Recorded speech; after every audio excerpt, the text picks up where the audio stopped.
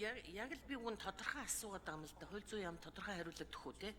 Энэ яаралтай өргөн мэдүүлэх хуулийн төсөлд хууль зүйн яам дүгнэлт гаргана гэдэг те. Тэрнээс өөр ямар нэгэн зохицуулт байхгүй гэдэгтээ та хүлээн зөвшөөрч байгаа юу?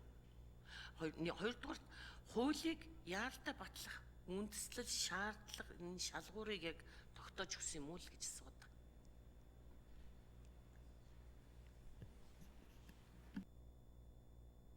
Нарман Транжамиху эндрийн 4-р формоос.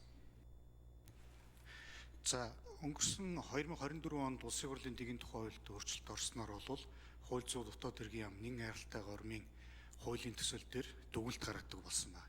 За ингэхдээ бол би одоо түрүү бас хэлсэн зөвхөн хууль тогтоомжийн хуульд нөгөө яаралтай гормоор хилцүүлэх гэж байгаа хуулийн төсөл маань хууль тогтоомжийн тухай хуульд заасан шаардлагыг хангаж гэнэ үгүй юу гэдэг дээр л дүгнэлт гаргаж өгдөг болсон.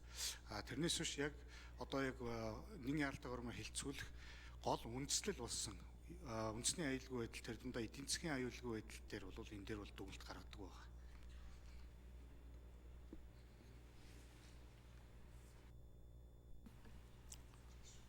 Жигждийн Бачарал гишүүн асуулт асууна.